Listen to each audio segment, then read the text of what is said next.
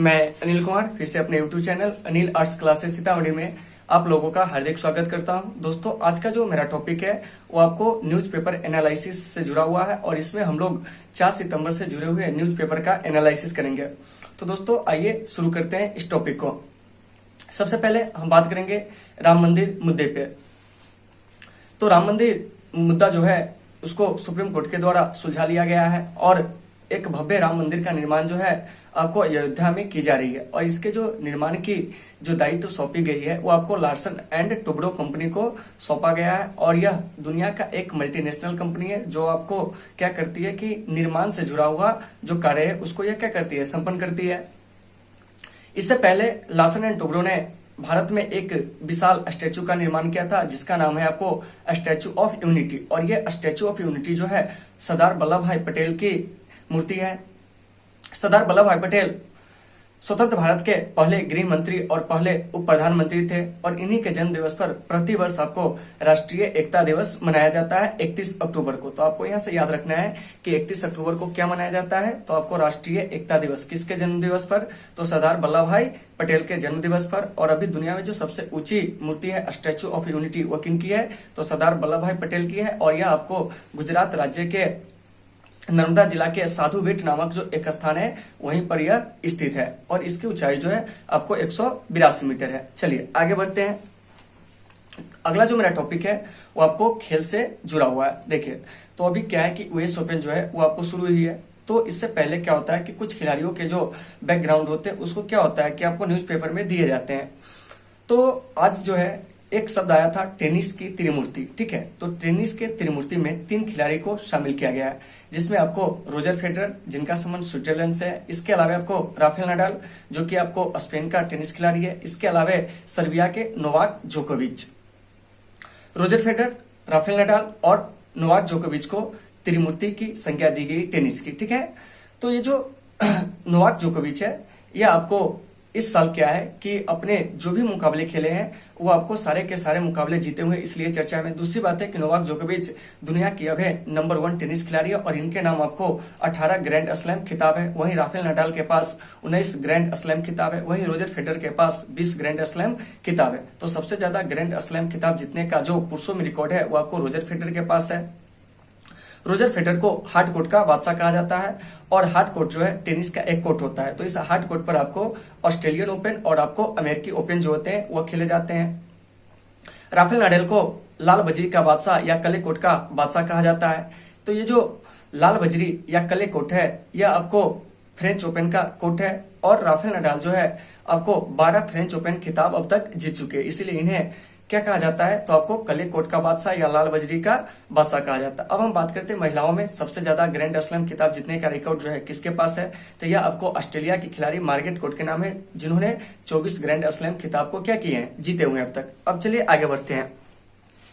अब है कि कोरोना महामारी के दौरान भारत सरकार के द्वारा एक वंदे मातरम मिशन योजना जो था वो आपको क्या किया गया था, शुरू किया गया था, ठीक है। तो ये जो वंदे भारत मिशन योजना है इसके तहत क्या हुआ है कि आपको जो प्रवासी भारतीय है उसको कोरोना महामारी के दौरान विदेशों से क्या किया गया है, भारत लाया गया है। तो अगर आपसे प्रश्न किया जाता है कि वंदे भारत मिशन क्या है तो हमारा आंसर क्या होगा, तो वंदे भारत मिशन जो है ये आपको कोरोना महामारी के दौरान भारत सरकार के द्वारा शुरू किया गया एक आपको मिशन है जिसके तहत प्रवासी भारतीयों को भारत लाया जा रहा है। अब है कि अभी एलएसी पर क्या है कि आपको काफी ज्यादा विवाद बढ़ गया है। तो सबसे पहले जानिए कि एलएसी है क्या। तो एलएसी जो है लद्दाख के पूर्वी हिस्से में भारत और चीन के बीच जो है एक सीमा रेखा का ये क्या करता है, निर्धारण करता है। तो एलएसी का पूर्ण रूप होता है लाइन ऑफ एक्चुअल कंट्रोल और ये जो लाइन ऑफ एक्चुअल कंट्रोल है इसका निर्धारण 1962 के भारत चीन युद्ध के बाद हुआ था। अभी हाल फिलहाल हमारे थल सेना प्रमुख जो है इस क्षेत्र का दौरा किए हैं। तो हमारे थल सेना प्रमुख का नाम क्या है, तो अभी हमारे जो थल सेना प्रमुख है उनका नाम है आपको जनरल मनोज मुकुंद नरवणे। वहीं आपको अभी जो हमारे वायुसेना अध्यक्ष है उनका नाम है आपको आरकेएस भदौरिया। वहीं जल सेना अध्यक्ष जो है करमबीर सिंह है और हाल में ही भारत सरकार के द्वारा क्या हुआ है कि आपको चीफ ऑफ डिफेंस स्टाफ का पद जो है सृजित किया गया है। तो अभी जो हमारे चीफ ऑफ डिफेंस स्टाफ है वो आपको जनरल बिपिन रावत है। तो इस चीज को भी आपको क्या करना है, याद रखना है। तो चीन जो है अभी बौखला गया और बौखलाने के बाद उसने क्या किया है कि आपको एलएसी के पास अपना मिलिशिया जो सैन्य टुकड़ी है उसको तैनात किया है। तो ये जो मिलिशिया है यह एक चीन का विशेष सैनिक है जो क्या करता है कि युद्ध के समय पीपुल्स लिबरेशन आर्मी यानी पीएलए जो कि चीन की सैनिक है उसका यह क्या करता है, मदद करता है। तो अगर आपसे प्रश्न किया जाता है कि बताइए कि मिलिशिया क्या है, तो मेरा आंसर क्या होगा कि मिलिशिया जो है चीन की सेना का एक विशेष टुकड़ी है जो आपको युद्ध के दौरान पीएलए यानी कि पीपुल लिबरेशन आर्मी जो कि चीन का सैनिक है उसका यह क्या करता है, मदद करता है। तो ये चीज भी आपको याद रखना होगा। आगे आइए, अब हम बात करते हैं खेल से जुड़ा हुआ मेरा कुछ प्रश्न है। तो आप लोग जानते होइएगा कि ओलंपिक खेल जो होते हैं प्रत्येक 4 वर्ष बाद आयोजित किए जाते हैं और आधुनिक रूप से ओलंपिक खेल की शुरुआत जो हुई थी 1896 में। तो ओलंपिक में व्यक्तिगत स्पर्धा में सबसे ज्यादा अगर गोल्ड जीतने का रिकॉर्ड है तो वह आपको माइकल फेल्प्स के नाम है। और माइकल फेल्प्स जो है वो आपको अमेरिका का आपको तैराकी खिलाड़ी है और इन्होंने 2008 के बीजिंग ओलंपिक में आपको 8 गोल्ड मेडल जीते हुए थे। यानी कि ओलंपिक के जो वर्ष होते हैं उस वर्ष में तैराकी के जो भी स्पर्धा हुए थे ओलंपिक में उसके सारे गोल्ड जो जीतने वाले पहले खिलाड़ी है वो आपको कौन है, तो वह माइकल फेल्प्स है। और माइकल फेल्प्स को गोल्डन शार्क के नाम से भी जाना जाता है। ठीक है, तो इनके बारे में भी आपको याद रखना है कि माइकल फेल्प्स अमेरिका का तैराकी खिलाड़ी है और इनके नाम जो है आपको एक ओलंपिक वर्ष में सबसे अधिक गोल्ड जीतने का रिकॉर्ड है। इन्होंने 2008 के बीजिंग ओलंपिक में क्या किए थे कि आपको पूरे के पूरे गोल्ड मेडल जो थे आपको तैराकी स्पर्धा के वो जीत लिए थे और इनकी संख्या जो थी वो आपको 8 थी। अब हम बात करते हैं कि 2020 में जो ओलंपिक होने वाला था वो कहाँ होने वाला था, टोक्यो में, जिसे कोरोना महामारी के कारण अगले वर्ष के लिए क्या कर दिया गया है, आगे बढ़ा दिया गया है। इसके बाद 2024 में जो ओलंपिक खेल का आयोजन होगा वह आपको पेरिस में होगा। वहीं 2028 में ओलंपिक खेल का जो आयोजन होगा वह आपको लॉस एंजिलस में होगा। बात करते हैं आज ही के दिन क्या हुआ था कि 4 सितंबर 1998 को दुनिया के जो सबसे बड़े सर्च इंजन है गूगल, इसकी स्थापना हुई थी। तो गूगल जो है इसके जो संस्थापक थे वो आपको लैरी पेज थे और सर्गेई ब्रिन थे। अभी जो गूगल के सीईओ है वो आपको सुंदर पिचाई है और सुंदर पिचाई जो है वो भारतीय मूल के है। तो इस चीज को भी आपको याद रखना है कि दुनिया के सबसे बड़े सर्च इंजन कौन है, तो आपको गूगल है। इसकी स्थापना 4 सितंबर 1998 को हुई थी और इसके जो संस्थापक थे आपको लैरी पेज और सर्गेई ब्रिन थे। अभी इसके जो सीईओ है वो आपको सुंदर पिचाई है। तो इस चीज को भी आपको याद रखना है। आज ही के दिन क्या हुआ था कि आपको 4 सितंबर को बॉलीवुड के जो चॉकलेटी हीरो है या बॉलीवुड के जो चॉकलेटी एक्टर है ऋषि कपूर, इनका क्या हुआ था, जन्म हुआ था। इसके अलावा 30 अप्रैल 2020 को ऋषि कपूर की जो हुई थी वो आपको मृत्यु हुई थी। तो इस चीज को भी आपको याद रखना है। तो यहाँ से एक प्रश्न किया जाता है कि बॉलीवुड में चॉकलेटी हीरो के नाम से किसे जाना जाता है, तो आपको ऋषि कपूर को जाना जाता है। और इनकी मृत्यु 2020 में ही आपको इरफान खान की मृत्यु के बाद यानी एक दिन बाद ही 30 अप्रैल को हुई थी। आइए अब हम आगे चलते हैं कि अब जो है हमारा जो अमेरिका में क्या होने वाला है कि चुनाव होने वाला है। तो अमेरिका में जो चुनाव होने वाले हैं तो अमेरिका में मुख्यतः 2 दल जो होते हैं चुनाव में हिस्सा लेते हैं। एक जो होते हैं आपको डेमोक्रेटिक पार्टी के उम्मीदवार होते हैं और एक जो होते हैं रिपब्लिकन पार्टी के उम्मीदवार होते हैं। तो रिपब्लिकन पार्टी से अभी जो तत्कालीन राष्ट्रपति है आपको डोनाल्ड ट्रंप, वह आपको अगले राष्ट्रपति पद के दौर में है। वहीं आपको डेमोक्रेटिक पार्टी से जो है वो आपको जो बिडेन है। तो एक चीज याद रखिएगा कि अमेरिका में क्या होता है कि प्रति साल जो चुनाव होते हैं, प्रति साल कहते हैं यानी कि राष्ट्रपति के जो चुनाव होते हैं प्रत्येक 4 वर्ष बाद होते हैं और इसका जो चुनाव होता है आपको नवंबर माह में होता है। तो आपको याद रखना है कि अमेरिका में राष्ट्रपति का चुनाव किस माह में होता है, तो नवंबर माह में होता है। ठीक है, और इससे पहले क्या होता है कि आपको ऑनलाइन वोटिंग जो होता है 2 माह पहले ही क्या कर दिया जाता है, शुरू कर दिया जाता है।